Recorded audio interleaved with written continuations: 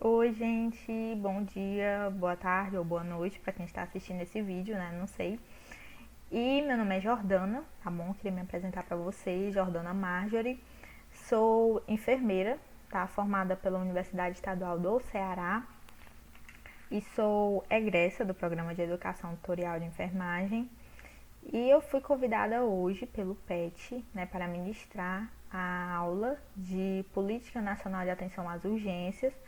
E é com muito prazer que eu recebi esse convite e que eu aceitei participar, certo, desse curso maravilhoso de introdução à legislação do SUS, que é muito importante, principalmente no atual momento em que nós estamos, certo, de defender o SUS e de lutar ainda mais por ele, principalmente porque ele fez 30 anos, né? Então a importância ainda é muito maior. E na atual circunstância de pandemia, de Covid, então ser valorizado o Sistema Único de Saúde, ser valorizado os profissionais de saúde neste ano de 2020, principalmente a profissão de enfermagem, sendo o bicentenário da Florence, tudo no ano só, então é algo muito grandioso, né? E para manter a chama acesa da gente lutar, ainda mais pelo que a gente acredita e pela nossa profissão. Então é com muito prazer, certo, que hoje a gente vai iniciar, tá? Mais uma aula desse curso. E a última, né, já que ela é gravada, para vocês sobre Política Nacional de Atenção às Urgências. Espero que vocês gostem. E qualquer coisa é só entrar em contato comigo pelo e-mail que está no slide, tá bom? E também no chatzinho do vídeo, certo? Nos comentários vocês podem perguntar, questionar e eu responderei assim que possível. Ou o grupo PET pode me passar as dúvidas de vocês. Então é isso. Então vamos lá, a aula.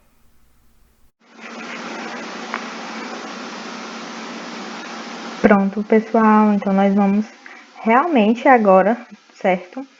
Dar início à nossa aula. Como vocês sabem, o tema da nossa aula de hoje é Política Nacional de Atenção às Urgências, certo? Vamos lá. Como eu já falei, eu já me apresentei para vocês. Meu nome é Jordana e este é meu e-mail, tá bom? Para contato jordana.marjorie@gmail.com, caso vocês queiram tirar uma dúvida sobre o assunto posteriormente, ou também podem colocar, certo, nos comentários aqui do vídeo que eu vou estar respondendo. Então vamos lá. Para a gente compreender um pouco o porquê da necessidade de ter uma política nacional de atenção às urgências, a gente precisa entender que a Secretaria de Atenção à Saúde, certo, do Ministério da Saúde, destaca como sendo um dos objetivos fundamentais e principais dessa atual gestão, certo, e ampliação do acesso e a melhoria de serviços de saúde com qualidade nessa atenção, certo, dentro do SUS, tem que haver a implementação, tá bom, de redes temáticas, certo?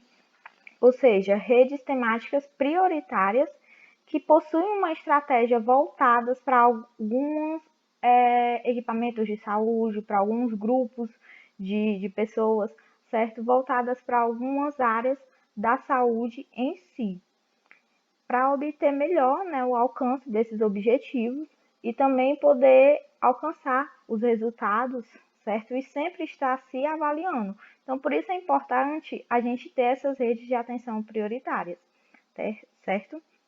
E uma destas redes de atenção prioritária é justamente a rede de atenção às urgências e emergências, que é conhecida como RUE, certo? RUE, que ela se sobressai. Por que ela se sobressai, né? Porque ela tem uma importância muito grande. Porque ela tem uma relevância, tá bom, em relação às situações clínicas que estão envolvidas. Como o próprio nome já fala, né? São situações de urgências e emergências. Então, tem uma relevância muito grande. Então, para poder melhor organizar, gerir, cuidar e sistematizar o processo e todos os equipamentos de saúde, profissionais de saúde, recursos humanos, financeiros que estão envolvidos, foi necessária a criação, né, de uma rede de atenção às urgências, certo, e emergências, tá bom? Principalmente no atual contexto que nós temos hoje em dia no nosso país, né, e que infelizmente veio desde o início, que é a questão da superlotação dos prontos-socorros. Então, a necessidade, ela ainda cresceu em relação a isso, tá bom?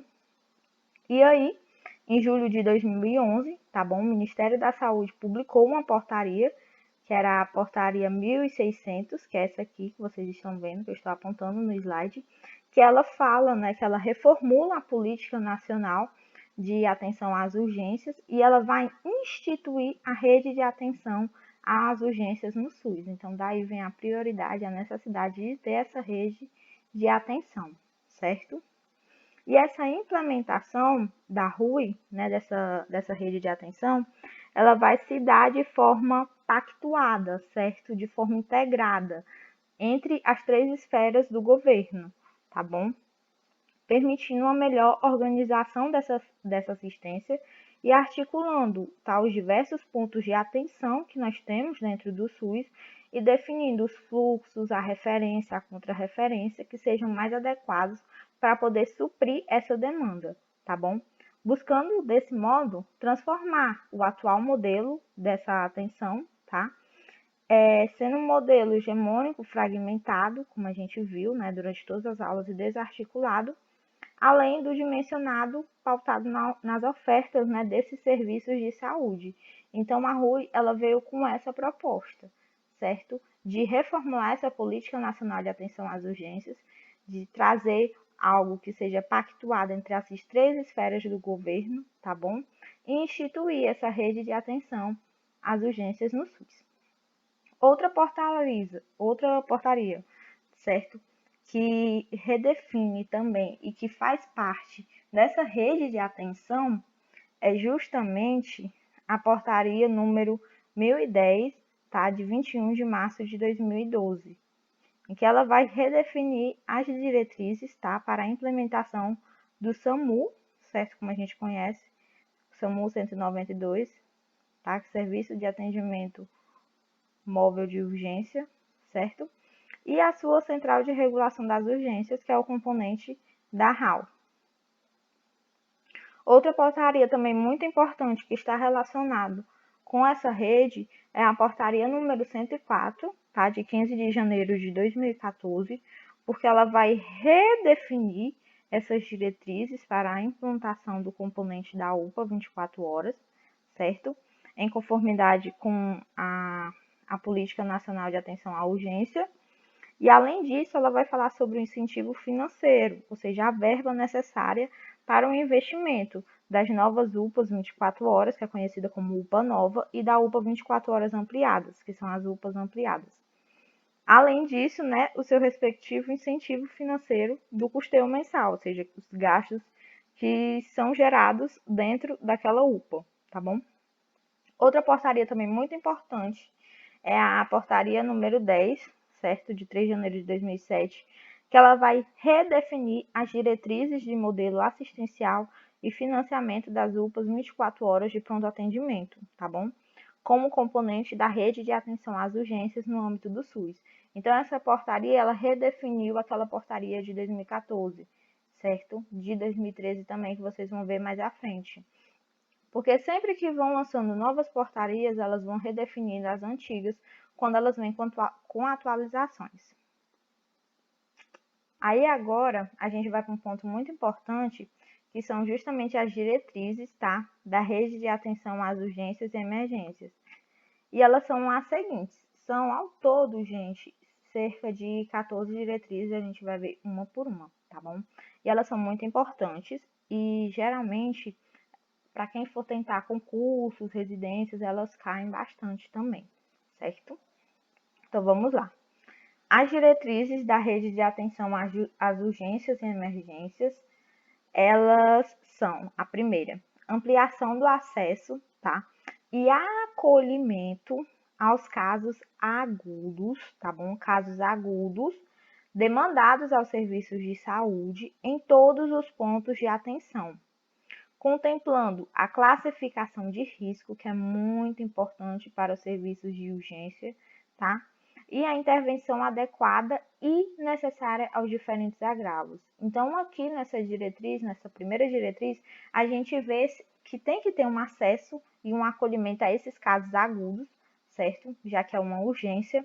que vão ser demandados, que vão chegar ao serviço de saúde e pode chegar em todos os pontos de atenção, certo? Inclusive no serviço básico também pode se chegar. E aí a gente vai ter que contemplar com a classificação de risco e ter uma intervenção adequada e necessária ao caso que chegou. Outra diretriz, a segunda, é a garantia da universalidade, da equidade e da integralidade. Então, aqui a gente consegue observar os princípios do SUS dentro dessa rede de atenção às urgências, dentro dessa diretriz, certo? Além de tudo isso tem que estar dentro do atendimento às urgências clínicas, cirúrgicas, gineco-obstétricas, psiquiátricas, pediátricas e as relacionadas às causas externas, como traumatismos, violências e acidentes. Então, aqui a gente vê que essa garantia, a universalidade, certo? Esse acesso, a equidade e a integralidade, ver o paciente como um todo, tudo isso tem que estar dentro do atendimento às urgências. E a gente vê aqui que são todas as urgências. Então, qualquer urgência que aparecer tem que estar garantido esse atendimento universal, certo? Com equidade e integral. Nós temos também a terceira diretriz, a regionalização, tá bom? Nós temos a regionalização do atendimento às urgências, com a articulação das diversas redes de atenção e esse acesso regulado aos serviços de saúde. Ou seja, o acesso a esse serviço, ele é de modo regulado, é de modo organizado. E nós temos também essa regionalização desse atendimento às urgências, tá bom? Pela questão do território e também pela questão desse acesso que já é regulado, onde ele vai ter que estar articulado com as diversas redes de atenção. Então, o serviço de urgência e emergência, ele está articulado com a atenção básica, ele está articulado com a atenção hospitalar, certo? Ele está articulado com um equipamento de saúde, né? Uma instituição de saúde de nível de complexidade intermediária. Então, ele tem que estar articulado com todas, basicamente, as redes de atenção. A quarta diretriz é a humanização, tá bom? A humanização da atenção, garantindo uma efetivação de um modelo centrado no usuário e baseado nas suas necessidades de saúde. Isso aqui é uma premissa básica para todos as políticas, para os nossos atendimentos em saúde. A gente ter a humanização nesse cuidado, né, e nessa atenção, nesse serviço de saúde, certo? Baseando todo esse cuidado, certo? Toda essa atenção nas suas necessidades de saúde. Nós temos como diretriz número 5 a garantia de uma implantação de um modelo de atenção de caráter multiprofissional, certo? Então, aqui nós vamos ter vários profissionais de diversas áreas compartilhando todos os seus saberes e conhecimentos em prol dessa atenção, tá bom? Que vai ser compartilhado por um trabalho em equipe, certo? Muito importante, instituído por meio de práticas clínicas cuidadoras e baseados na gestão de linhas de cuidado. Essas linhas de cuidado a gente vai ver um pouco mais na frente, em que principalmente na atenção hospitalar, nós temos essas linhas de cuidado como premissas.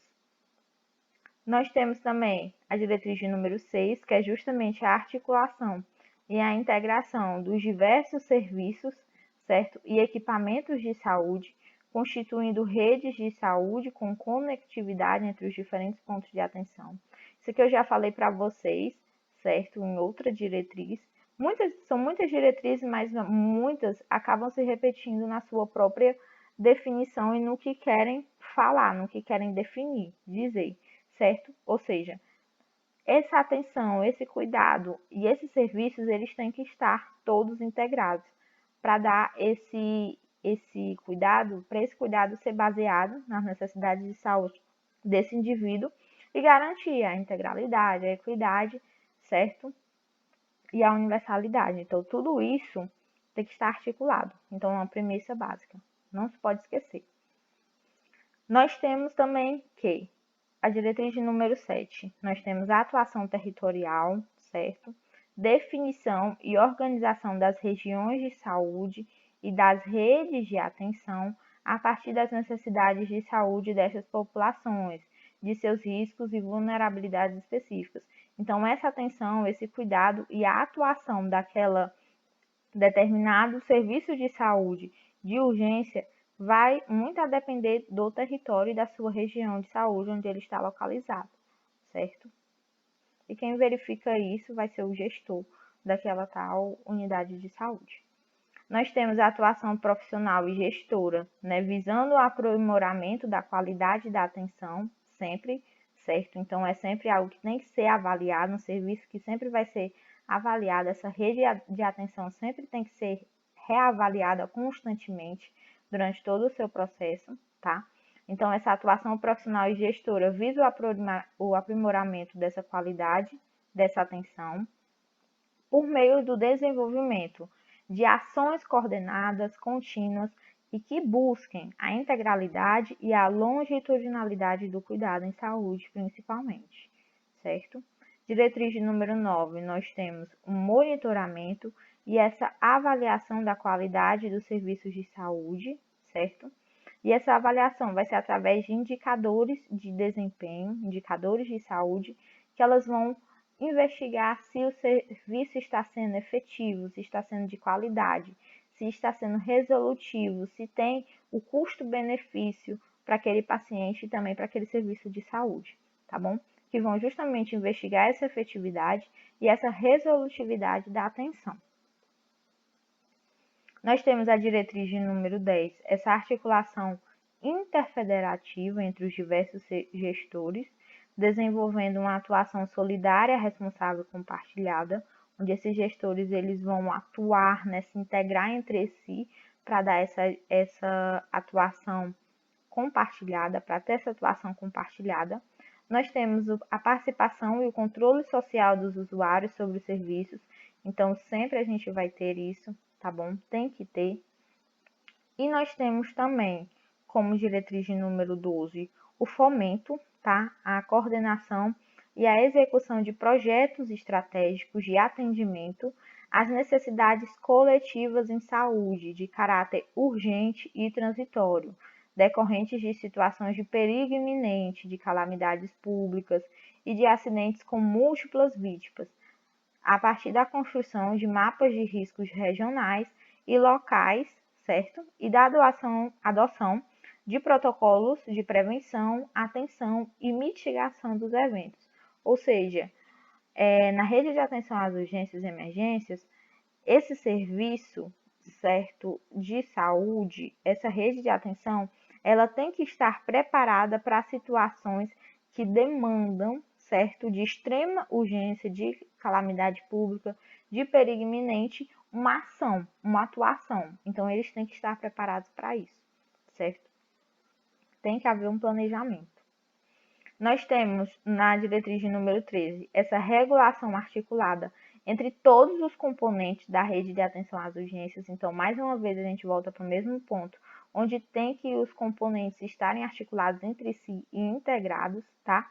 Com a garantia dessa equidade e integralidade do cuidado, como já foi dito anteriormente. Além disso, a gente também tem que ter a qualificação dessa assistência por meio da educação permanente das equipes de saúde do SUS, certo? Na atenção às urgências, em acordo com os princípios da integralidade e da humanização.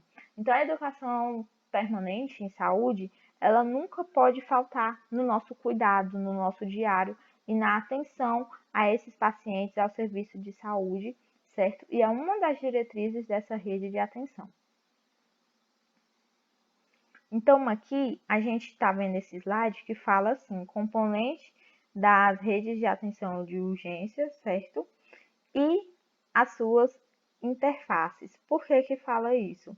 Porque, como vocês podem visualizar, aqui nós temos o nome, né, atenção básica, aqui embaixo, e todas os outros componentes dessa RUI em cima, certo? E aqui na lateral dela nós temos algumas qualidades, certo? Algumas características definidoras que são importantes para que haja essa atenção e esse cuidado com equidade, com integralidade, certo? E universal. Então, essa RUI é uma rede complexa, como a gente viu até aqui, e que vai atender a diferentes condições, como nós vimos, clínicas, ginecobstétricas, traumatológicas, em saúde mental, tá bom? E essa rede, ela é composta por diferentes pontos de atenção, certo? São diferentes pontos onde ela vai atuar. Não vai ser somente no SAMU, não vai ser somente na UPA 24 horas, não será somente no atenção em hospital. Então, ela vai atuar também em muitos outros pontos. E é isso que a gente vai ver hoje. E é justamente por isso que ela atua nesses outros pontos que ela dá conta, certo, das diversas ações necessárias ao atendimento, né, nessas situações de emergências, em todos esses outros pontos, porque nós temos situações de emergência em todos esses outros pontos de urgência. E aí é necessário que esses componentes eles atuem sempre de forma integrada, articulada e sinérgica.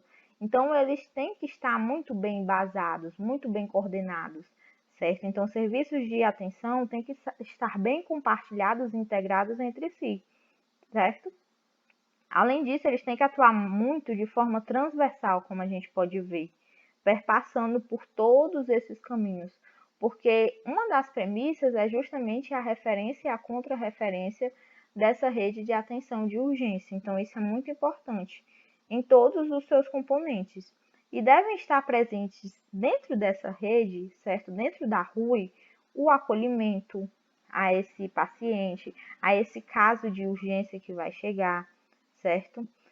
A qualificação profissional, a informação é necessária, certo? E a regulação a esse acesso. Então, tudo isso tem que estar junto e de modo transversal em todos esses componentes, tá bom? E o objetivo principal disso é justamente de reordenar essa atenção em saúde, certo? Em situações de urgência e emergência, de forma que seja coordenada. Ah, mas vai ser coordenada por quem? Tudo isso vai ser coordenada pela atenção básica, por isso que ela é a base, ela é a coordenadora e ordenadora desse cuidado, certo? Então, ela que vai ser a base. Então, é necessário muito mais do que a ampliação dessa rede de serviço, tá bom? É necessário que haja de forma qualificada e resolutiva o desenvolvimento dessas ações de promoção de saúde, certo? Prevenção de doenças, prevenção de agravos, que haja o diagnóstico, que haja o tratamento, que haja a reabilitação, os cuidados paliativos, certo? Então, tudo isso é a base e ela vai ser feita pela atenção básica, porque ela vai ser a coordenadora e a ordenadora desse cuidado. Mas, como eu falei, a rede de atenção, certo, às urgências, ela é também constituída por esses componentes, que é justamente, primeiro componente, a promoção e a prevenção e vigilância à saúde, esse em roxo. Nós temos aqui também, né, a atenção básica, como eu já falei, atenção básica em saúde. Nós temos a sala de estabilização, certo? Nós temos a Força Nacional de Saúde do SUS. Nós temos também o SAMU 192, certo? Que é o Serviço de Atendimento Móvel de Urgência, e as suas centrais de regulação médica das urgências. Nós temos a UPA 24 horas, que são as unidades de pronto atendimento, tá? E o conjunto de serviços de urgência de 24 horas. Nós temos a atenção hospitalar, e além da atenção, né, em hospital, atenção hospitalar, nós temos também a atenção domiciliar. Então, todos esses componentes, eles fazem parte da rede de atenção às urgências, certo? Então, a gente acha que é somente uma coisa, que é focado somente ali na urgência em si, no hospital, no SAMU, na UPA, e na verdade não é. Então, é muito mais profundo, muito mais complexo e tem que ser muito mais ordenada essa rede de urgência e emergência. E para isso, é fundamental o quê? Que haja participação, certo? De outras pessoas, da participação social, certo? Em todos esses segmentos. Por que tem que ter essa participação? Que é justamente a participação de outros segmentos, de outros atores sociais que vão propor, certo, políticas públicas, certo, que sejam mais efetivas e eficientes, que envolvam os conselhos de saúde, os gestores, os trabalhadores, os prestadores de serviços, tá? Os usuários, os conselhos de classe. Então, é necessário que haja a implementação, né, e a integração desses outros atores sociais nessa rede de atenção. E agora a gente vai ver cada uma desses componentes que nós vimos anteriormente, certo? E o primeiro componente é justamente o componente de promoção, prevenção e vigilância em saúde, tá bom? E esse componente, ele estimula, tá? E fomenta o desenvolvimento de ações de saúde e educação permanente voltadas para a vigilância e a prevenção das violências e dos acidentes, tá bom? Das lesões e mortes no trânsito, das doenças crônicas não transmissíveis, tá bom? E além de ações intersetoriais de participação e mobilização da sociedade para a promoção da saúde, prevenção de agravos e vigilância em saúde. Então, quando a gente pensa em promoção, prevenção e vigilância em saúde, é basicamente isso, certo? É prevenir. E ele vai atuar com essas ações de saúde e educação permanente que são voltadas para essa prevenção dessas violências e desses acidentes, dessas mortes no trânsito que nós vemos, de doenças crônicas não transmissíveis e de muitas outras ações intersetoriais. Então, essa interface, ela está responsável e ela estimula esse tipo de ação, esse tipo de atividade. Nós temos aqui a atenção básica, que é uma das principais, como a gente viu, certo? Que tem como objetivo ampliar o seu acesso, fortalecer o vínculo, tá? A responsabilização e o primeiro atendimento às urgências e emergências. Gente, isso é tão importante. O primeiro atendimento às urgências e emergências, porque é dali que vai haver a referência, né, para aquele serviço de um nível de complexidade maior, certo? E a atenção básica que ela está mais em contato com aquela população, rotineiramente. Então, no seu bairro tem um posto de saúde. Então, a atenção básica também está responsável por isso, tá? Então, o primeiro atendimento em um ambiente adequado, tá? Até a transferência e o encaminhamento desses pacientes a outros pontos de atenção, que é justamente a referência e a contrarreferência.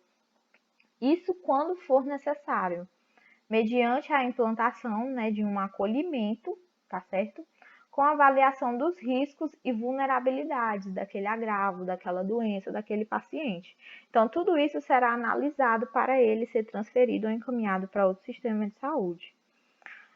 Aqui embaixo a gente tem 4 quadrados, certo? Que são nesses quadradinhos que tem e fala basicamente quais são as funções que a atenção básica ela tem que cumprir, tá bom?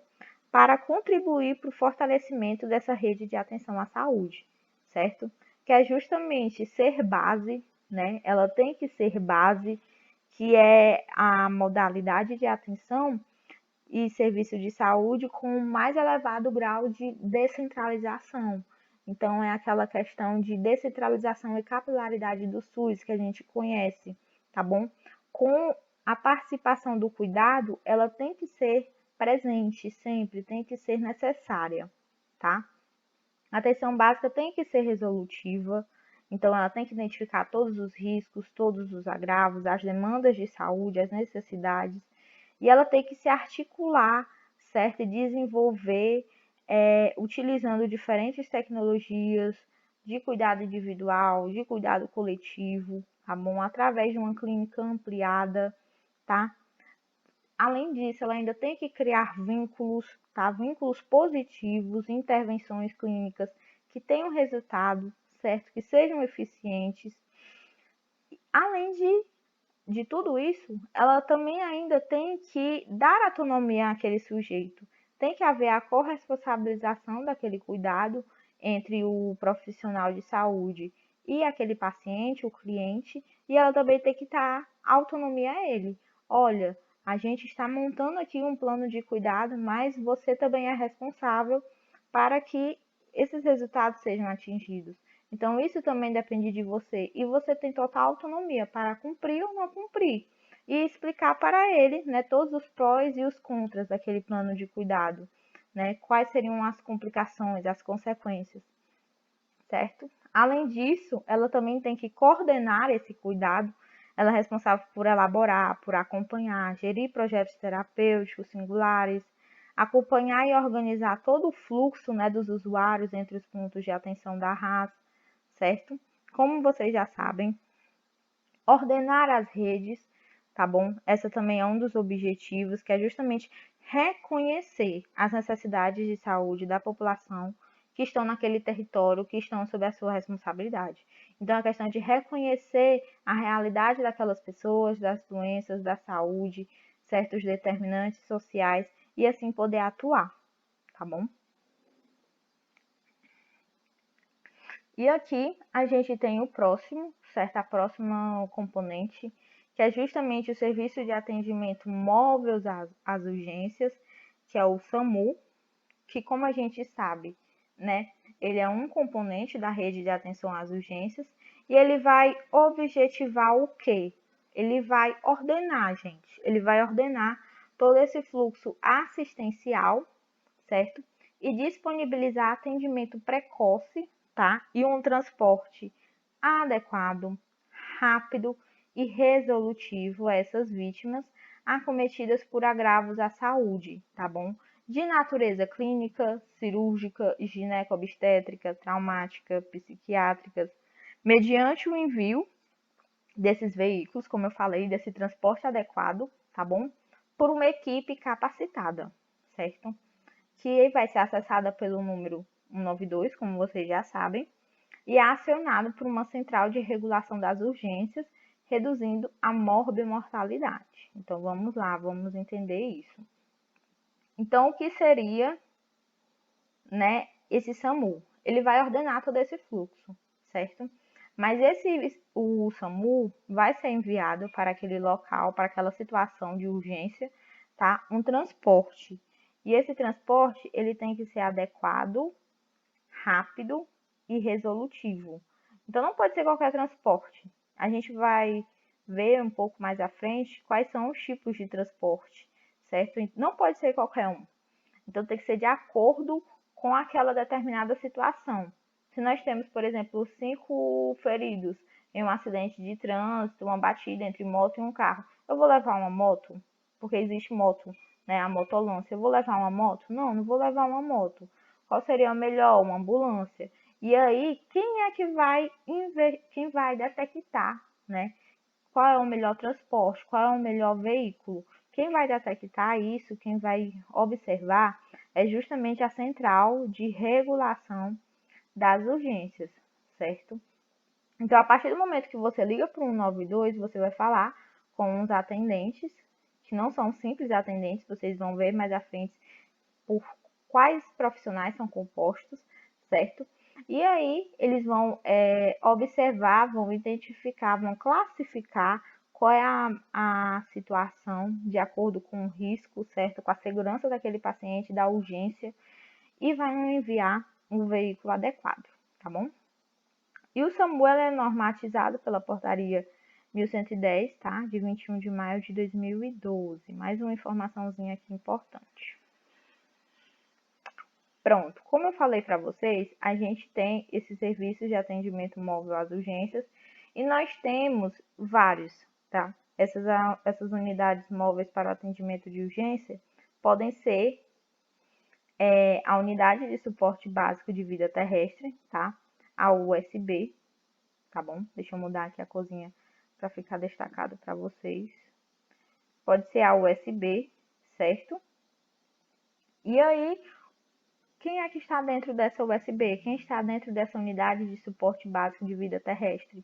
Nós temos uma viatura, tá bom? Uma viaturazinha tripulada por no mínimo 2 profissionais, certo? Então, 2 profissionais vão estar dentro dessa viatura, sendo que um deles é o condutor do veículo, afinal a gente precisa de alguém que dirija esse veículo, tá bom? Então, nós temos o condutor e um técnico ou um auxiliar de enfermagem. Um técnico ou um auxiliar de enfermagem. Então, aquela central de regulação, ela vai atender, né? E ela vai identificar qual é o melhor veículo e vai enviar esse veículo para lá, tá? Que pode ser a unidade de suporte básica, tá bom? A outra unidade de suporte que nós temos é a unidade de suporte avançado de vida terrestre, tá bom? Que é a USA. E aí, é uma viatura também, certo? Ela tá até aqui atrás do slide. É uma viaturazinha também, como vocês já sabem, que ela é tripulada por no mínimo 3 profissionais, certo? Sendo um condutor do veículo, obviamente a gente precisa de alguém para dirigir, não se esqueçam, e um enfermeiro e um médico. Então aqui a gente já tem profissionais de saúde de nível superior, que é um enfermeiro e um médico. Na unidade de suporte básico, nós temos o condutor do veículo, o motorista, e um técnico ou auxiliar de enfermagem. Então essa é a diferença. Para que eu preciso saber isso? Porque você como profissional, né, que está ambientado na saúde ou que trabalha em serviços de urgência e emergência, você precisa saber disso, certo? Até porque é sua área. E se você for tentar concursos, residências, provas, IJF, enfim, você precisa saber quais são os tipos, certo, de transporte do SAMU, tá bom? Essas unidades móveis, você precisa saber quais são as unidades móveis, porque eles perguntam, eles questionam, e eles querem saber principalmente se é uma viatura, se é um carro, se é um barco, se é um helicóptero, quem está lá dentro. Então, isso é muito importante. Nós temos a equipe de aeromédico, tá bom? Aeromédico, aeronave, certo? Então, nós temos uma aeronave com uma equipe que é composta também por, no mínimo, um médico e um enfermeiro, tá certo? A equipe ela é composta, no mínimo, com um médico e um enfermeiro. Nós temos a equipe de embarcação, tá bom? Equipe de embarcação. Então, nós temos aqui um barquinho. E aqui nós temos uma equipe que é composta por, no mínimo, preste atenção, 2 ou 3 profissionais, tá? De acordo com o tipo de atendimento a ser realizado. Como assim, Jordana? Vamos lá. Tudo isso, gente, tem que ser contado, né, com o condutor da embarcação, certo? Então, tem que ter uma pessoa para dirigir lá o barco, com o condutor da embarcação. E um auxiliar ou um técnico de enfermagem. Então, vai ter o condutor e o auxiliar e o técnico de enfermagem. Em casos de suporte básico de vida, certo? A gente vai ter o quê? Um médico e um enfermeiro. Opa, na verdade é o quê? Em caso de suporte básico de vida, a gente vai ter o quê? Esse condutor dessa embarcação, mais auxiliar o técnico de enfermagem. Que nem a gente viu aqui, certo? A unidade de suporte básico de vida terrestre, que era o condutor e o técnico auxiliar de enfermagem. Pronto. Aqui, na equipe de embarcação, em caso de suporte básico de vida, é também a mesma coisa. Nós temos o condutor e o auxiliar o técnico de enfermagem, certo? Em caso de suporte avançado de vida, é que a gente vai ter esse médico e esse enfermeiro, tá bom? A mesma coisa da unidade móvel, certo? É a mesma coisa, são os mesmos componentes. Só muda o quê? Que aqui nós temos um barco, tá? Então, quando é na suporte avançado de vida, a gente vai ter o condutor, vai ter o médico e vai ter o enfermeiro. Quando for em suporte básico de vida, a gente vai ter o condutor e um técnico ou auxiliar de enfermagem, certo? A outra unidade móvel é a motolância, tá bom? Que é uma motocicleta, tá? Que vai ser conduzida por um profissional de nível técnico ou superior em enfermagem, certo? Então, a pessoa que está nessa moto, ela tem que ter, né, a carteira de habilitação para dirigir motocicleta, certo? E tem que ser um técnico ou um enfermeiro, tá bom? Com treinamento para condução de motolância, então tem que ter esse treinamento. E nós temos que o veículo de intervenção rápida, o VIR, tá? É um veículo, tá bom? Tripulado por, no mínimo, um condutor de veículo de urgência, um médico e um enfermeiro, tá bom? É como se fosse a unidade de móvel, certo, de saúde avançada, de suporte avançado de vida. Porque ela vai ter o condutor, vai ter o médico e vai ter o enfermeiro, ok? E agora nós temos o quê? Agora nós temos um ponto muito importante nessa portaria, certo? Numa das portarias que vão compor a política de atenção à urgência e à sua rede, é justamente a questão do repasse financeiro, que é muito importante, que é justamente um incentivo financeiro, porque eles necessitam, certo, de dinheiro para poder investir, para poder manter todos os seus serviços de urgência, tá?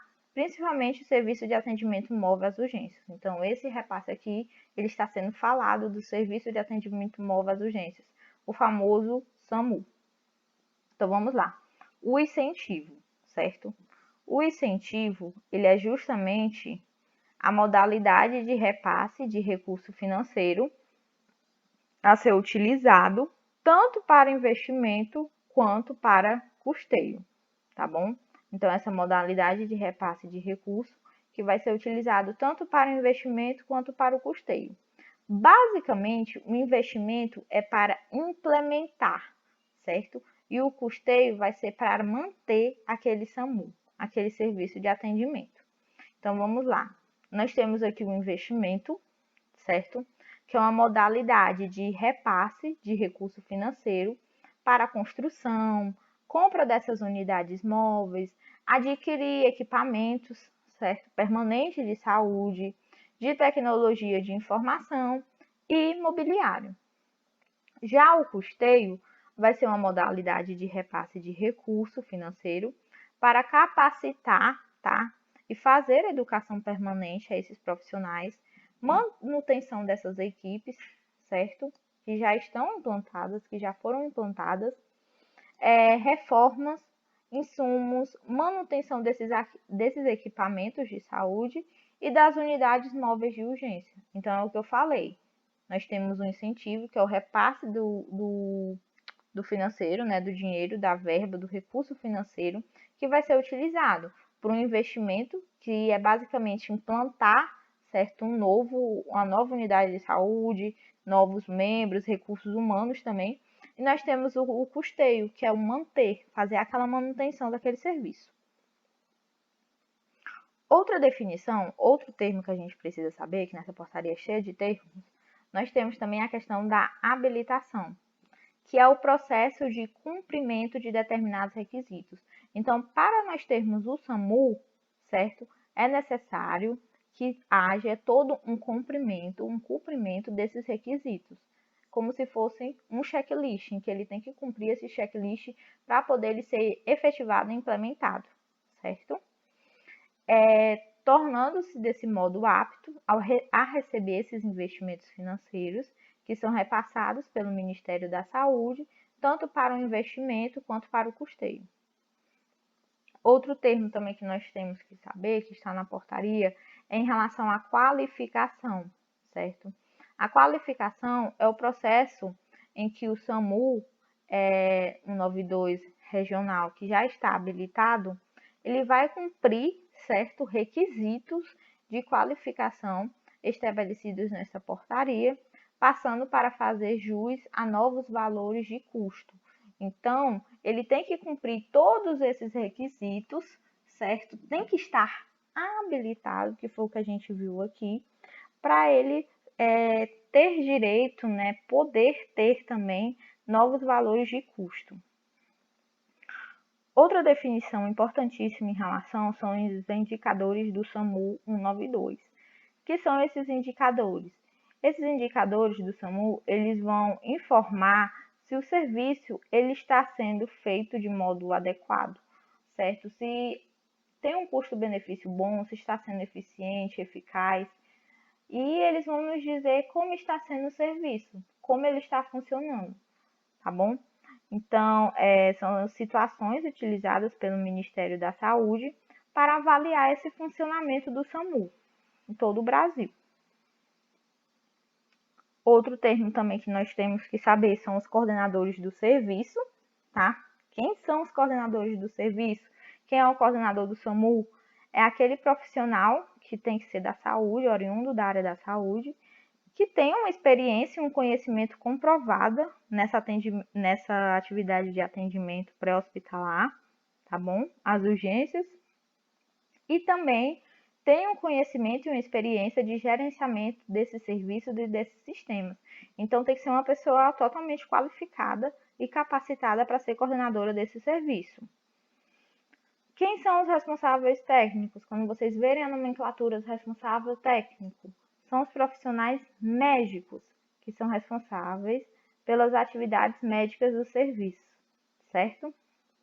E os profissionais e o responsável de enfermagem são os profissionais enfermeiros que são responsáveis pelas atividades de enfermagem. Então, bem simples. E agora nós temos também o termo médicos reguladores. Quem são esses médicos reguladores? Já que a gente acabou de ver que tem os responsáveis técnicos. Pronto. Os médicos reguladores, eles são profissionais médicos, tá? Que, de acordo com as informações que foram colhidas dos usuários, tá? Quando eles ligam para a central de regulação, eles são os responsáveis pelo gerenciamento, pela definição, tá? E operacionalização dos meios disponíveis e que necessários para responder a tais solicitações. Então, os médicos reguladores são aqueles médicos, aqueles profissionais que estão do outro lado da linha do telefone, do celular, que aquele usuário ligou para o 92 e falou que estava acontecendo aquela situação, certo, de urgência e que precisava de uma ambulância, tá bom? Que precisava de um SAMU, precisava do SAMU. Então, eles são os médicos reguladores e que estavam por detrás daquele telefone, que eles são responsáveis pelo gerenciamento, por definir, por operacionalizar qual é o melhor equipamento de saúde que vai atender a essa ocorrência, tá? E tudo isso vai ser por meio de protocolos, tá bom? Protocolos bem técnicos e bem definidos. E eles também têm que ter a faculdade, que é o saber, o conhecimento, né? E saber distinguir e ter o raciocínio clínico e crítico, tá? De arbitrar sobre todos os equipamentos de saúde do sistema, que vão ser necessários, né? Para se adequar o atendimento àquele paciente, aquela pessoa que está necessitada daquele serviço de atendimento móvel às urgências. Então, tem que ser algo bem ágil, tem que ter um gerenciamento, tem que ter uma capacitação e um saber e uma preparação. Tudo isso baseado nesses protocolos técnicos. E aí, a gente viu o que são os indicadores de saúde do SAMU, tá? Os indicadores do SAMU, que é justamente para observar e verificar o funcionamento do SAMU no país, no Brasil, tá? E saber como ele está funcionando, se está sendo efetivo. Então, quais são esses indicadores? Esses indicadores são o número geral de ocorrências que são atendidas no período, tá bom? Em um determinado período estipulado por ele. O tempo mínimo, médio e máximo de resposta, certo? Ou seja, do horário em que se ligou, em que ocorreu o acidente, para o horário de chegada daquele serviço de atendimento, aquela prestação de atenção, tá bom? A identificação dos motivos dos chamados, tá? As causas. O quantitativo de chamados, quantas ligações foram feitas, certo? Quantos chamados foram feitos. As orientações médicas, porque podem ter orientações médicas sim pelo telefone, pelo celular, tá bom? As saídas da unidade de suporte avançado de vida e a de suporte básico também são indicadores. Então, quantas vezes elas saíram daquela central de regulação, tá? Daquela base. A localização das ocorrências também é um indicador. Outro indicador são a idade e o sexo dos pacientes atendidos, certo? Quem é este público? Qual é a prevalência? Tá bom? A identificação dos dias da semana, os horários de maior pico de atendimento, porque tem, certo? Em determinadas cidades, em determinados locais, nós temos um pico maior do horário de atendimento, das pessoas, da idade, o dia da semana, tá bom? Os períodos como carnaval, grandes feriados. Identificação dos dias da semana, isso que eu já falei. Pacientes, tá bom? Os pacientes com número absoluto e percentual, que são referenciados aos demais componentes da rede, e por tipo de estabelecimento, porque nós temos a referência e a contra-referência. Então, quantos pacientes são referenciados para a atenção básica? Quantos são levados para a UPA? Quantos são levados para o hospital? Certo? Então, esse processo de referência, desse fluxo de organização. Um ponto também muito importante, saindo de SAMU, de modo geral, são as centrais de regulação médica, tá? Que são essas pessoas que estão por detrás do telefone, que estão por trás do celular, que estão atendendo aquelas ocorrências, tá bom? É chamado isso de central de regulação médica. Eu já dei uns spoilers nos slides anteriores, e aqui está a definição em si, certo?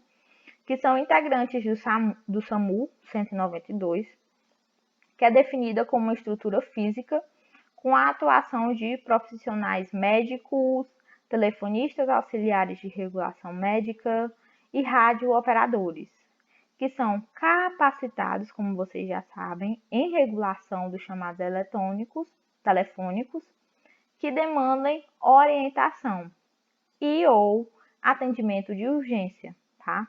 Por meio de uma classificação, gente, tem que ter essa classificação e essa priorização dessas necessidades desses pacientes, certo? E dessa assistência em urgência, além de ordenar todo o fluxo efetivo dessas referências e contrarreferências dentro dessa rede de atenção à saúde, tá bom? Então, as centrais de regulação médica fazem isso.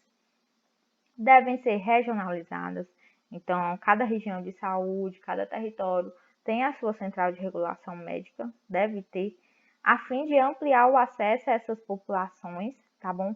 De municípios em todo o território nacional. Então, não tem como ter somente uma central de regulação médica em São Paulo e enviar uma ambulância para o Cariri, certo? Para o Ceará, enfim. Não tem como. Então, cada município, cada região tem que ter a sua própria central de regulação médica.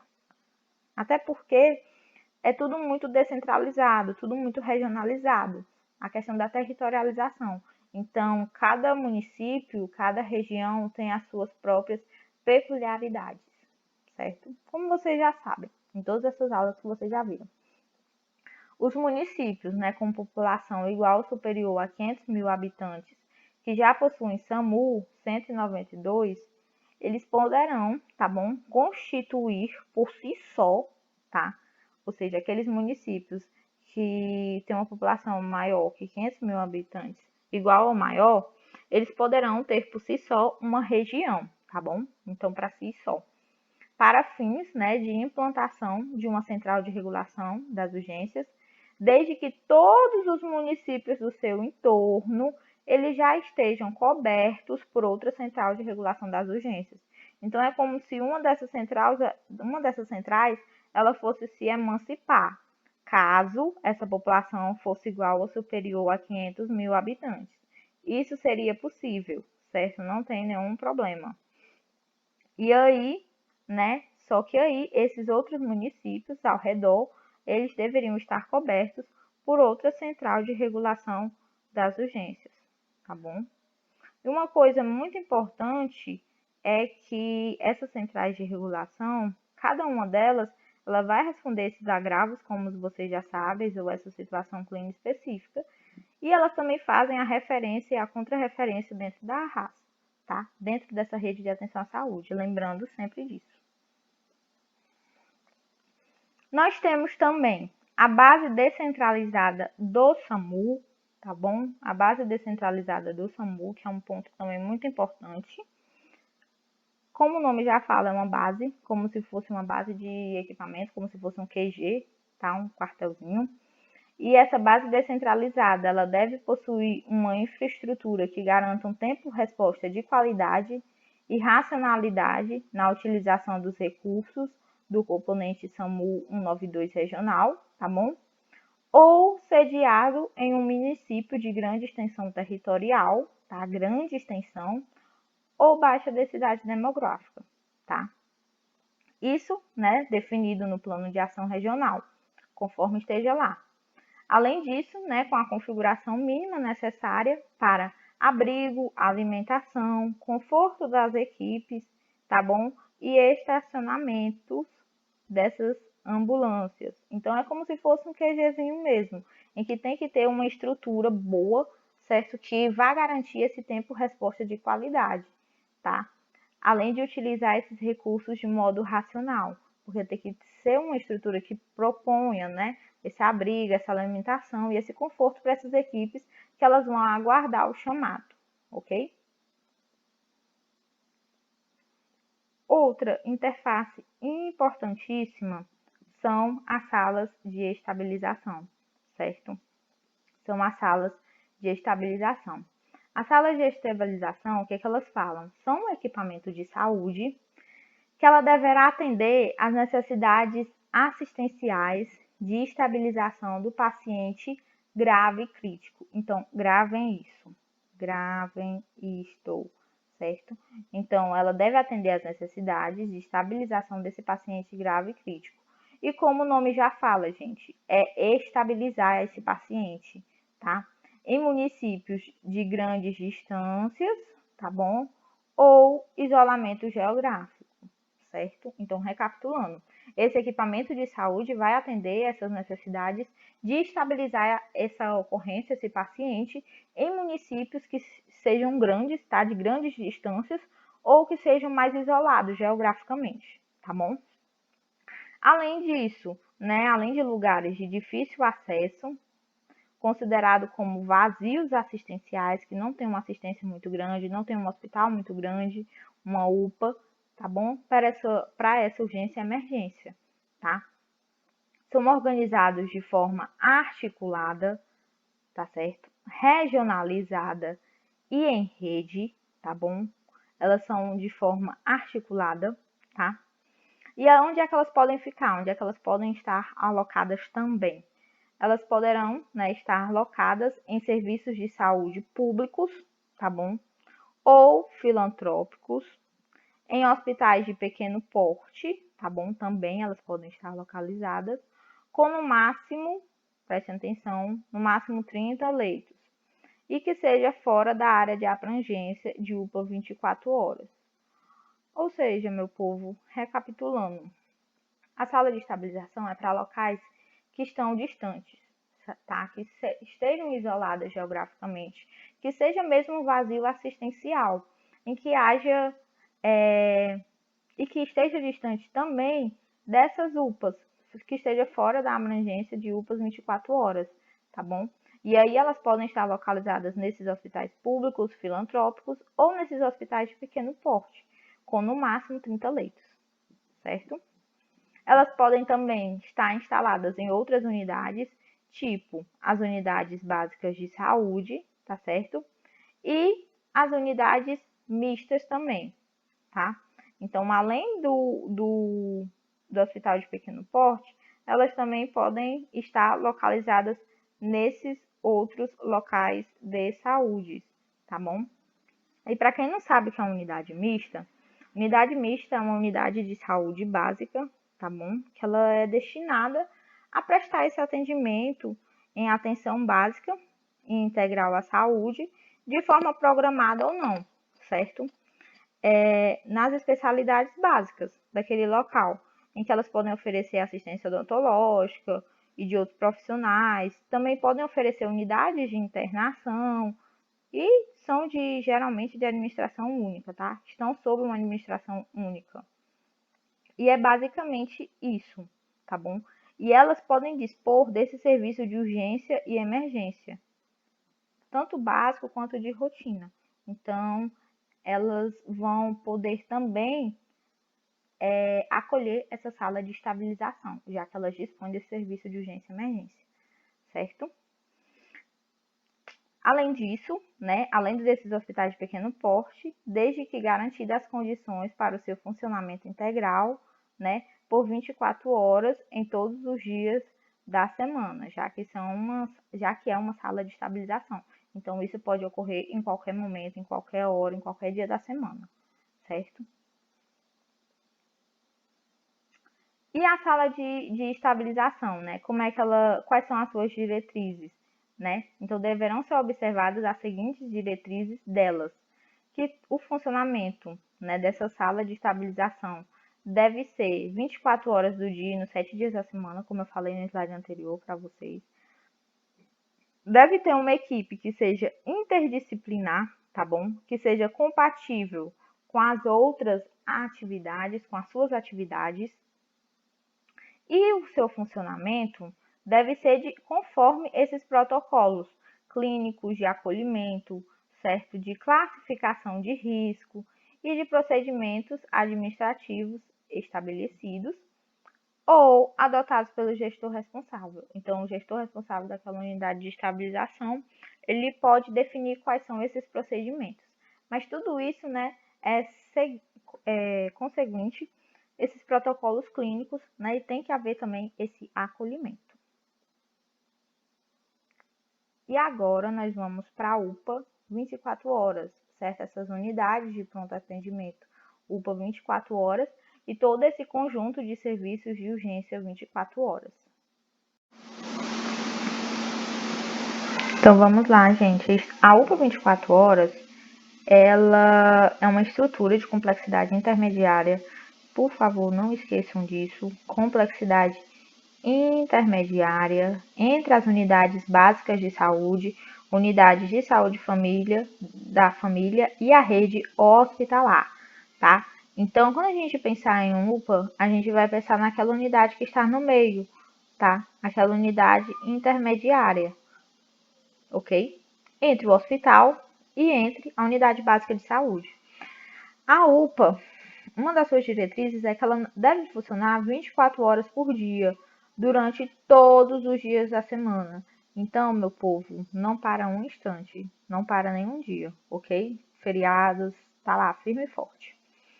Compõe uma rede organizada de atenção às urgências, com pactos e fluxos, né, de referências, tudo isso bem definidos, previamente definidos.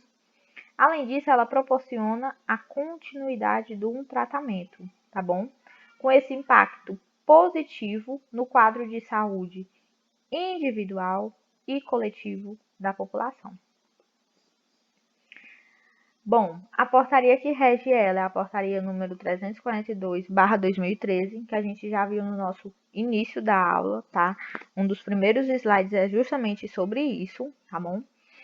E ela vai redefinir, tá, as diretrizes para a implantação do componente de unidade de pronto atendimento da UPA, em conformidade com a PNAU, né, que é a Política Nacional de Atenção às Urgências, e vai dispor sobre o incentivo financeiro de investimento para novas UPAs 24 horas, que são as UPAs novas, e as UPAs ampliadas. Além disso, o respectivo incentivo financeiro de custeio mensal, tá, de cada uma delas.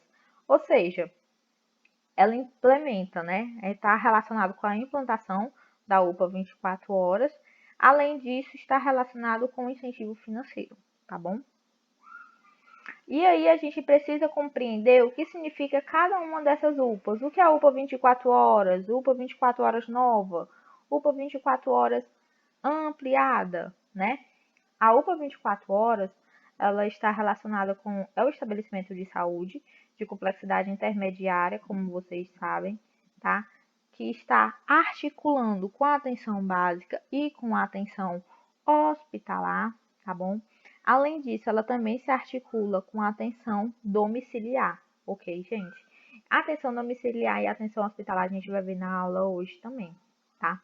Porém, o que é mais importante, não é o que é o mais importante, mas o que é priorizado em provas, geralmente, as UPAs, como a gente viu, como a gente está vendo, na verdade, e o SAMU, tá bom? Então, tudo isso é muito privilegiado, é o que mais cai em provas, se a gente for parar para pensar.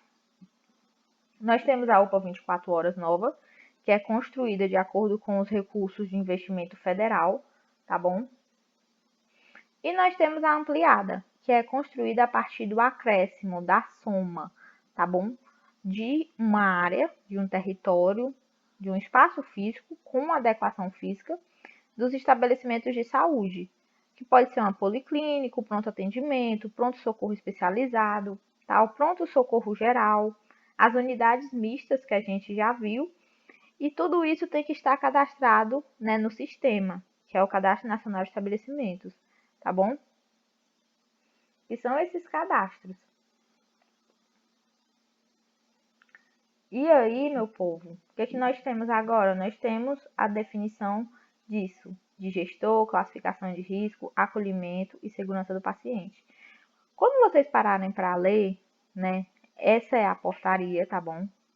Quando vocês forem pegar essa portaria e ler, vocês vão ver que ela traz muita definição, tá? E uma delas são essas que eu estou mostrando para vocês e que é importante para a gente entender como funciona a UPA. Então, aqui nós temos o gestor, tá? Que é o chefe do poder executivo. Esse chefe desse poder pode ser estadual, distrital ou municipal, ou secretário de saúde, estadual, distrital ou municipal.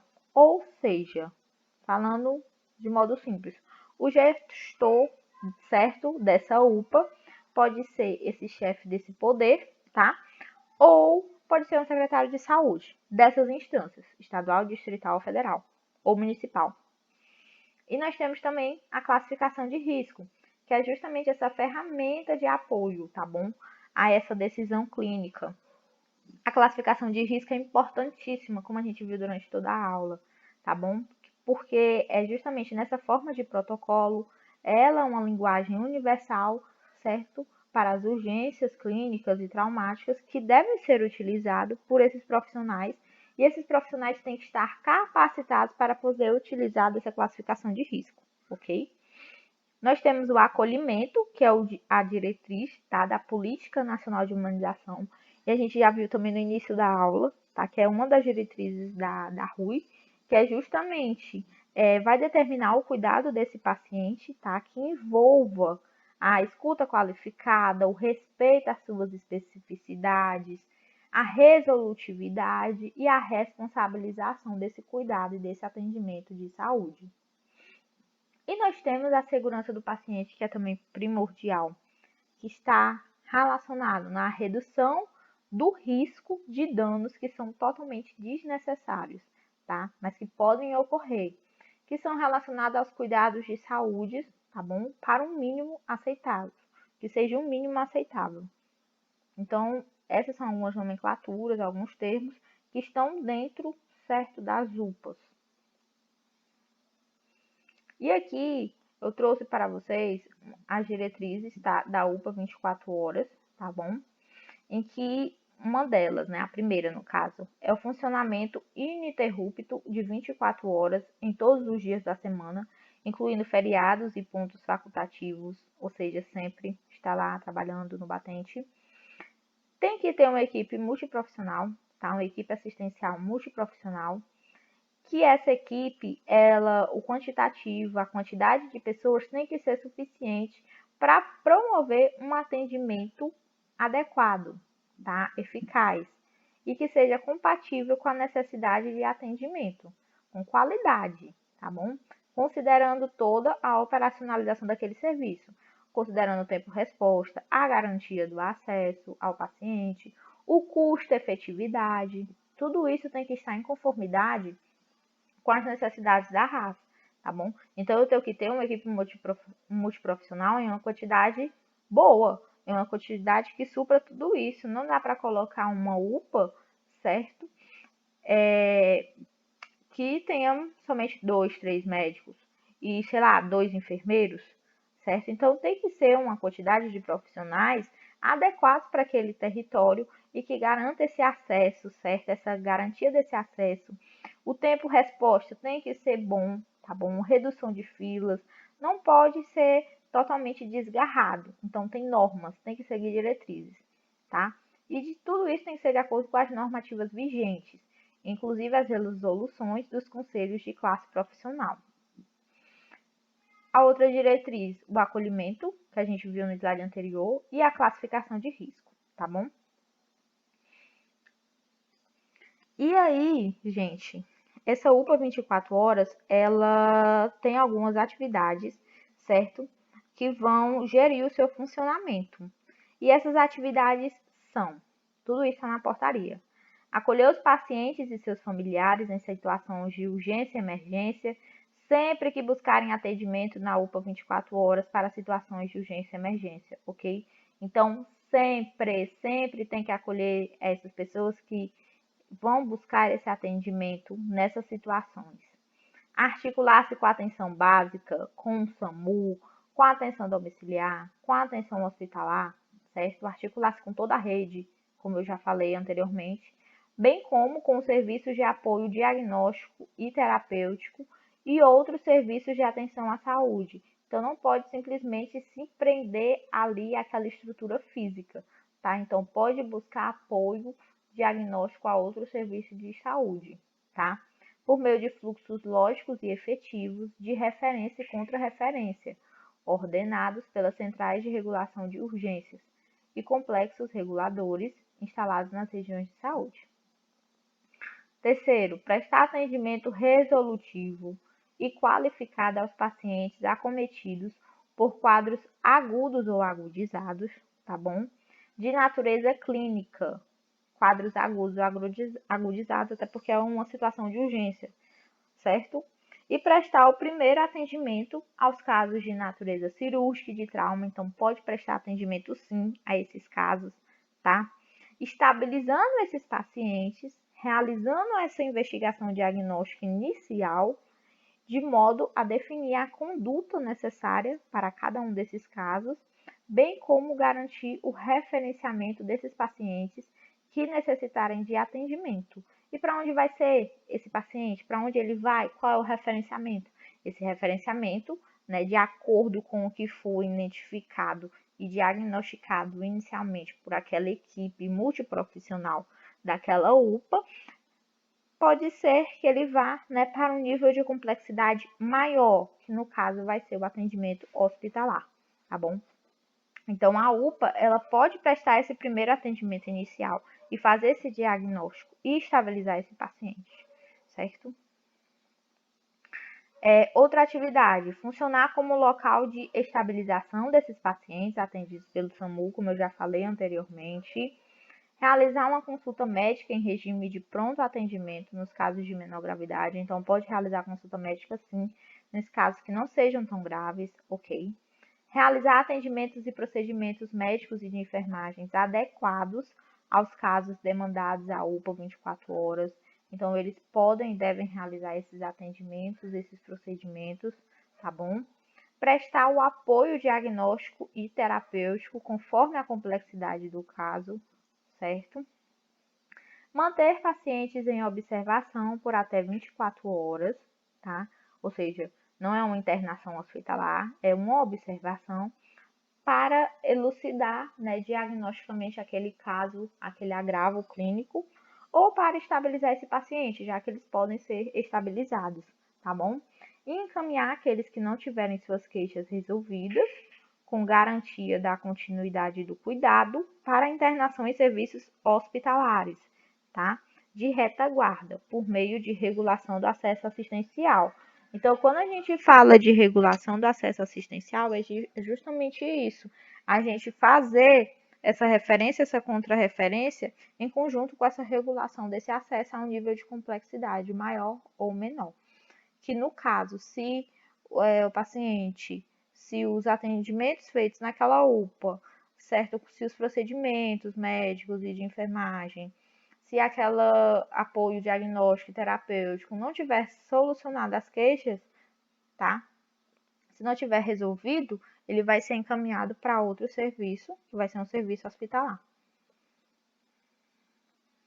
E na portaria também traz, né, no parágrafo único, que o apoio diagnóstico da UPA 24 horas, ele poderá ser realizado em outro estabelecimento de saúde, que foi o que eu falei para vocês, que isso pode ocorrer também, fora daquela UPA, daquele espaço físico, desde que seja justificado pelo gestor, tá? Que a gente viu que pode ser um chefe do Poder Executivo ou um secretário de saúde, tá? Considerando todas as operacionalizações do serviço, considerando o tempo-resposta, a garantia do acesso ao paciente e o custo efetividade. Ou seja, é ele informar, né, e ele justificar, o gestor, informando, dizendo, descrevendo em um relatório o porquê que o apoio diagnóstico está sendo solicitado pela UPA, por quais motivos e etc. Tá bom? Então, tudo isso tem que ser justificado pelo gestor. E agora, Aqui a gente vai ver em relação ao modelo organizacional dessa UPA 24 horas, certo? E as competências a esse gestor. O que é que esse gestor tem que fazer? Quais são as suas competências, as suas demandas, as suas funções, a sua importância, certo? Então a gente vai ver isso agora. Então compete a esse gestor responsável implantar diretrizes de acolhimento e classificação de risco em conformidade com esta portaria, adotar protocolos clínicos de atendimento e de procedimentos administrativos, certo? Protocolos clínicos muito importantes, são a base desse cuidado.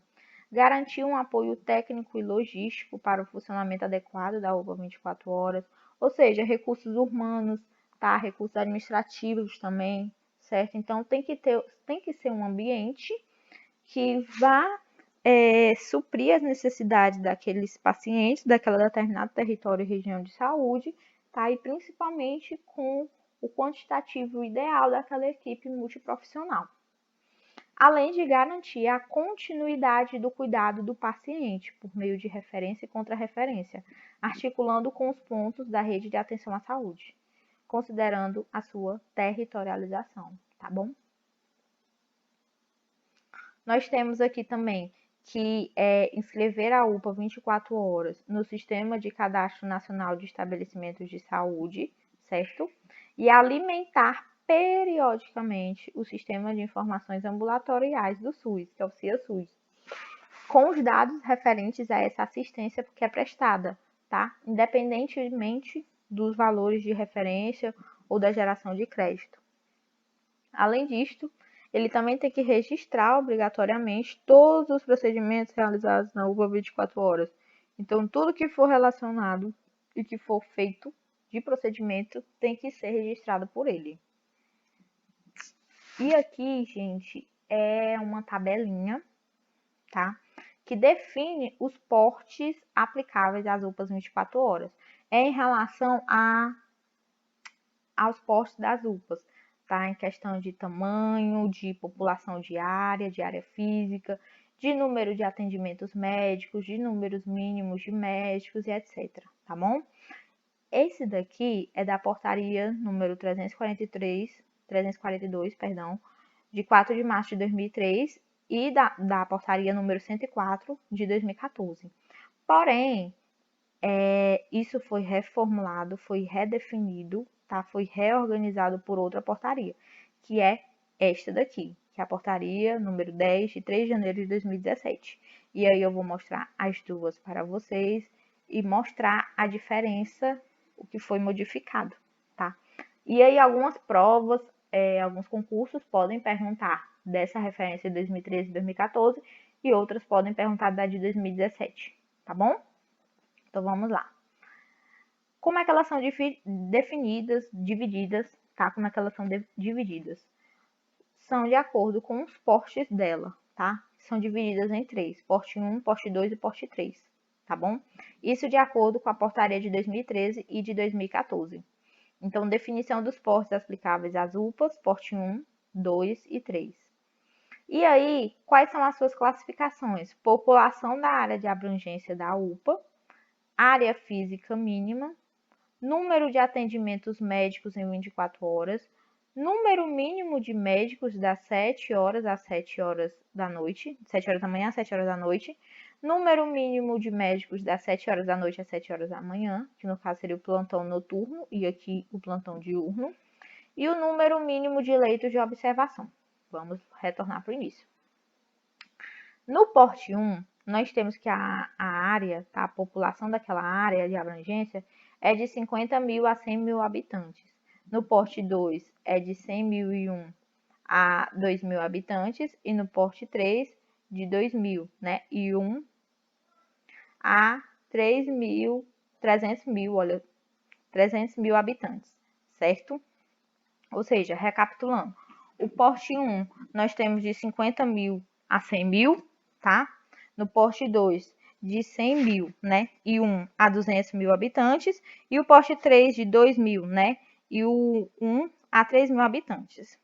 A área física mínima, nós temos que o porte 1, 700 metros quadrados, 1.000 metros quadrados no poste 2 e poste 3, 1.300 metros quadrados.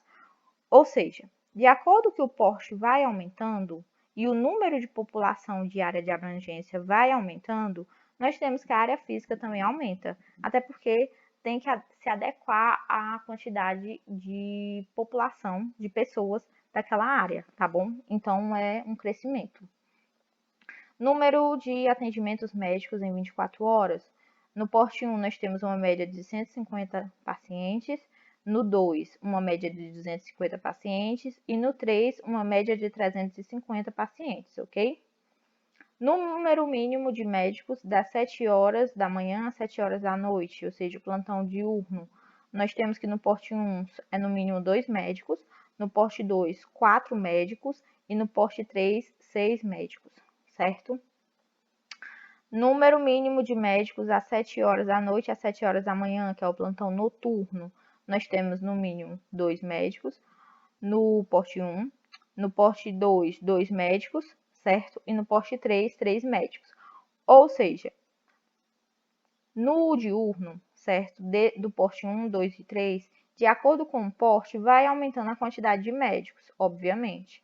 Já no noturno, por ser à noite e por ter uma demanda um pouco menor, o número de médicos se mantém constante no poste 1, no poste 2 cai pela metade, né? E no poste 3 também, de 6 vai para 3 médicos, tá? E o número mínimo de leitos de observação é que no poste 1 é 7 leitos, aqueles leitos de observação. No número 2, no poste 2, 11 leitos e no poste 3, 15 leitos. Aí agora a gente vai ver, de acordo com a portaria atual, as modificações, tá? E aí eles falam o quê? Que as UPAs 24 horas habilitadas em investimento, né, de recurso financeiro até 31 de dezembro de 2014 mantém a classificação em postes 1, 2 e 3, para o fim específico de conclusão do financiamento do investimento aprovado, sem prejuízo da concessão do custeio nos seguintes termos. Ou seja, até esta data, certo? As UPAs que elas foram habilitadas em investimentos até essas datas, elas continuam com a anterior e as posteriormente iriam ser agora deste modo, de acordo com essa classificação, com o número mínimo de leitos e etc, tá? Porque isso vai demandar um recurso financeiro diferente do que era anteriormente, do que estava na outra portaria, tá bom? Qual é a mudança? Continua os mesmos portes, 1, 2 e 3. A população recomendada também continua a mesma, ó, 50 mil a 100 mil, continua a mesma coisa, ó. Não se modificou, continua a mesma coisa. O número mínimo de leitos de observação do porte 1, que era 7 leitos, 11 leitos e 15 leitos, também vai continuar a mesma coisa, certo? E o que foi que modificou? O que foi que acrescentou? É que agora nós temos um número mínimo de leitos de sala de urgência. Até então a gente só tinha os leitos de observação, que era de 24 horas, né? Como vocês sabem, como eu já falei. E agora nós temos o número mínimo de leitos de salas de urgência, tá? Que no poste 1 nós temos 2 leitos, no poste 2 nós temos 3 leitos e no poste 3 nós temos 4 leitos. Essa foi a modificação. E agora a gente vai ver a atenção hospitalar, tá? A atenção hospitalar, que ela ficou para ser uma das últimas, mas não é a menos importante, tá bom? A atenção hospitalar, ela é instituída pela portaria número 2395, tá bom? De 11 de outubro de 2011. E o componente da atenção hospitalar da rede de atenção às urgências, ele é constituído por 5 frentes, tá? Pode-se assim dizer. Ele é constituído por portas hospitalares de urgência e emergência, por enfermarias de retaguarda clínica, por serviços de diagnóstico por imagem e de laboratórios, por leitos de terapia intensiva, tá? E por organização das linhas de cuidado prioritárias. Então, o serviço o componente de atenção hospitalar, ele é constituído por esses 5 pontos, por essas portas hospitalares de urgência e emergência, por essa enfermaria de retaguarda clínica esse serviço de diagnóstico por imagem de laboratórios, leitos de terapia intensiva e essa organização das linhas de cuidado que a gente vai ver mais à frente, tá bom? E quais são essas linhas? Essas linhas de cuidados prioritárias são as linhas de cuidados do infarto agudo do miocárdio, do acidente vascular cerebral e da traumatologia, tá? Não se esqueçam disso. Inclusive, nos slides anteriores eu falei disso, tá bom? Algumas provas também podem vir cobrar quais são essas linhas de cuidados prioritárias, que é infarto agudo do miocárdio, AVC e traumato, tá bom? Um pouco lógico para a questão de urgência, tá? E também podem perguntar atenção hospitalar do que ela é constituída, que são todas essas linhas de frente aqui, esses pontos de frente, tá? Que essas portas hospitalares, etc. E quais são os objetivos da nossa atenção hospitalar? Certo? O objetivo, organizar a atenção às urgências nos hospitais, tá bom? De modo que elas atendam a demanda espontânea e ou referenciada, tá? Então, ela pode atender a demanda espontânea ou referenciada de algum outro ponto de atenção à saúde. E elas vão funcionar como uma retaguarda para os outros pontos de atenção às urgências de menor complexidade, porque ela é o ponto auge, o ponto máximo, tá bom? Ela vai garantir essa retaguarda de atendimento de média, certo? E alta complexidade, procedimentos diagnósticos, leitos clínicos, cirúrgicos, de cuidados prolongados e de terapia intensiva para a rede de atenção às urgências. Então, ela que vai garantir essa retaguarda desses cuidados mais específicos, tá? De média e alta complexidade.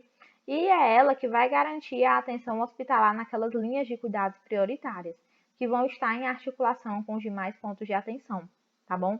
Lembrando que as linhas de cuidado são infarto agudo do miocárdio, acidente vascular cerebral e traumatologia, certo?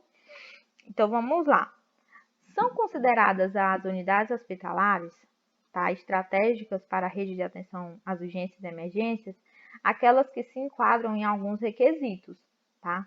Podem cobrar em algumas provas também, e vocês precisam saber quais são essas unidades hospitalares que estão relacionadas, certo, a essa rede de atenção às urgências e emergências, e quais são esses requisitos, que é muito importante. Então, vamos lá. O primeiro requisito, ela ser uma referência regional. Então, essa unidade hospitalar precisa ser essa referência regional, realizando no mínimo 10% dos atendimentos oriundos de outros municípios, tá bom? Conforme o registro no sistema de informação hospitalar. E aí, essa instituição ela deve ser pública e não privada, tá? Então, esse é um dos requisitos. Deve ter no mínimo 100 leitos, no mínimo, tá, gente? 100 leitos cadastrados no Sistema de Cadastro Nacional de Estabelecimentos, tá bom? E ela tem que estar habilitada em pelo menos uma das seguintes linhas de cuidados. Uma, gente, em pelo menos uma, tá? A gente não pede muita coisa não, é só uma mesmo. Em pelo menos uma das seguintes linhas de cuidado, ela tem que estar habilitada. Então, ela tem que ser uma referência regional e tem que realizar no mínimo 10% desses atendimentos de outros municípios. Tem que ser pública, tem que ter no mínimo 100 leitos cadastrados no Sistema de Cadastro Nacional e ela tem que estar habilitada em pelo menos uma das seguintes linhas do cuidado, que é a de cardiovascular, neurologia ou neurocirurgia, pediatria e traumatorpedia, tá? Ela tem que estar habilitada em pelo menos uma delas. Se ela estiver habilitada em todas, melhor ainda, ótimo.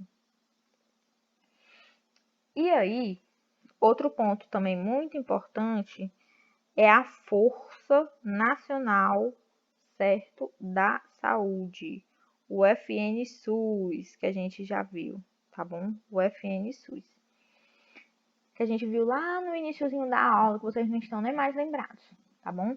Então, vamos lá lembrar o que é. É um componente humanitário do SUS, humanitário, estruturante, tá, para a rede de atenção às urgências e emergências, que está sob gestão do Ministério da Saúde, tá bom? Foi aprovada mediante essa resolução, número 443, de 9 de junho de 2011, e deverá ser organizada de acordo com a seguinte lógica, tá? tem que aglutinar esforços para garantir a integralidade da assistência em situações de risco, certo? Ou emergências, aqui esteja exposta, tá bom? Aqui esteja exposta a população brasileira e especialmente os povos indígenas e grupos populacionais que estão localizados em territórios de difícil acesso, devendo conduzir suas atividades segundo os princípios da equidade, da integralidade, certo? E da universalidade, tá bom? Ou seja, gente, é uma força nacional mesmo que ela vai atuar naqueles casos mais de calamidades públicas ou de extrema necessidade, de extrema urgência em que haja uma atuação rápida e eficiente, tá? Em situações de risco ou de emergências, e também, especialmente, a esses povos indígenas, a esses grupos populacionais que estão mais afastados, que estão em territórios que são de difícil acesso, tá bom? E seguir os princípios do SUS, tá? Equidade, integralidade, universalidade. Seguir esses princípios doutrinários. E agora nós temos a atenção domiciliar, tá bom? A atenção domiciliar também é uma das interfaces, um dos componentes da rede de atenção a essas urgências, que está dentro da Política Nacional de Atenção às Urgências e que a gente não pode esquecer, certo? Mesmo por ser atenção domiciliar, ela é importantíssima para esse cuidado, tá bom? Que ela foi redefinida pela Portaria 963, de 27 de maio de 2013. E o que é essa atenção domiciliar? Ela está caracterizada por um conjunto de ações de promoção à saúde, prevenção e tratamento de doenças e reabilitação prestadas em domicílios, como o próprio nome já fala, tá? Então, são prestadas em domicílio, tá bom, gente? Não se pode esquecer isso para não se confundir com a prevenção, promoção e vigilância à saúde, tá? Que são prestadas, certo, nesse cuidado em domicílio, tá bom? Por que isso? É justamente, gente, para humanizar a atenção à saúde, tá? Reduzir a demanda por atendimento hospitalar, tá bom? Ou a redução também do período de permanência desses usuários que estão internados. Então, se esse usuário ele estava no hospital e o médico, a equipe viu, certo? Que ele pode continuar o tratamento em casa, é muito melhor, certo? Tanto para ele fisiologicamente, para a família, para o seguimento do tratamento mentalmente, tá? Então, a redução desse período de permanência desses usuários internados, que viabilize a disponibilização de novos leitos hospitalares para quem tem uma necessidade de urgência, né? Para quem precisa dessa retaguarda das urgências. Além de preservar os vínculos familiares, porque essa pessoa vai voltar para sua casa, tá? E ele vai ter a retomada da autonomia dele, tá? Na sua vida, desses usuários e dos próprios familiares, né, para esse cuidado em saúde. Então, é uma modalidade de atenção à saúde que ela é substitutiva ou complementar às modalidades já existentes, tá bom? E essa atenção domiciliar, ela deve estar estruturada na perspectiva das redes de atenção à saúde, tá bom? Tendo a atenção básica como ordenador e coordenadora do cuidado, porque esse paciente, vamos dizer que ele estava internado na atenção hospitalar, voltou para a atenção domiciliar, foi para sua casa, e agora quem vai gerenciar esse cuidado de modo transversal e centrado nas necessidades desse paciente vai ser a atenção básica, tá bom? Que ela vai ser ordenadora e coordenadora desse cuidado e da ação territorial, articulando-se com os pontos de atenção, com os serviços de retaguarda e incorporada ao sistema de regulação, tá? Além de estar de acordo com os princípios de ampliação do acesso, acolhimento, equidade, humanização e integralidade da assistência. Então, a gente vê como essa é uma atenção domiciliar única, tá? Ela tem esse objetivo de reorganizar esse processo de trabalho das equipes, tá bom? Que vão prestar esse cuidado domiciliar na atenção básica, na atenção ambulatorial, nos serviços de urgência e emergência e nos serviços hospitalares. Por quê? Porque ela visa reduzir essa demanda desse atendimento hospitalar, tá bom? Com essa redução dessa permanência desse paciente que está internado, tá? Com essa humanização dessa atenção, com esse acolhimento, com a equidade, tá? Com a ampliação da autonomia desse usuário. Então, a atenção domiciliar, ela visa isso. E aí, além disso, ela também deve estar inserida nessas linhas de cuidados que já foram citadas, tá? Por meio de práticas clínicas cuidadoras baseadas nas necessidades do usuário, sempre, reduzindo a fragmentação da assistência, tá? Tem que ser uma assistência integrada, que adote um modelo centrado no trabalho multiprofissional. Gente, isso é tão importante, o trabalho multiprofissional da equipe de saúde estar integrada. Isso é um trabalho que seja interdisciplinar, né? Que vai estimular essa participação ativa desse usuário no seu próprio tratamento e que traga a família junto para isso, que traga os cuidadores junto para isso, tá bom? Então, por isso que a atenção domiciliar ela é um dos componentes da rede de atenção às urgências, tá? E ela será estruturada, porque tem na portaria será estruturada, mas ela é estruturada, tá? De forma articulada e integrada aos outros componentes. Então, ela tem que estar integrada junto com os outros componentes que a gente viu até agora, atenção hospitalar, atenção básica, o SAMU, a UPA. A gente não pode esquecer dela, tá bom? E ela está integrada aos outros componentes e a rede de atenção à saúde, a partir dos planos de ação, conforme estabelecido pela Portaria 1600, de 7 de julho de 2011, certo? Então é isso, pessoal. Queria muito agradecer, tá bom, pelo convite do PET Enfermagem US para ministrar essa aula tão importante e que a gente percorre, né, por tantos pontos de atenção à saúde. Então, é algo incrível. E sempre lembrar, né, para a gente defender o SUS, né, viver o SUS está presente em tudo. O que seria de nós sem o SUS? Né? Então, é só gratidão mesmo por ter esse sistema único de saúde maravilhoso, maravilhoso sim, que a gente sabe que é, e que a gente precisa lutar, né, constantemente para que ele continue existindo e resistindo e melhorando ainda mais, para que possa continuar nos servindo, nos ajudando e nós também ajudando ele, para que ele seja eficaz, eficiente e que possa nos acolher. Então, é somente gratidão. Então, muito obrigada.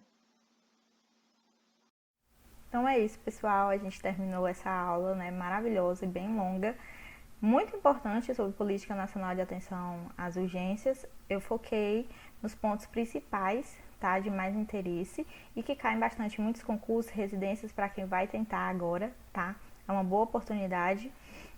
E eu espero que seja muito rica de conhecimento para vocês e que ajudem vocês a nortear, tá bom? Quem quiser se aprofundar, procura as portarias que eu citei durante a aula, certo? E leia elas na íntegra, que vai ver que tem muita mais coisa, muito mais conteúdo para se aprender.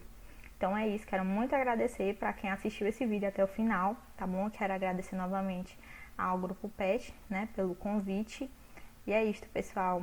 Nos encontramos aí nos corredores dos hospitais, dos postos de saúde, nos encontramos pela vida. Tchau e fiquem bem.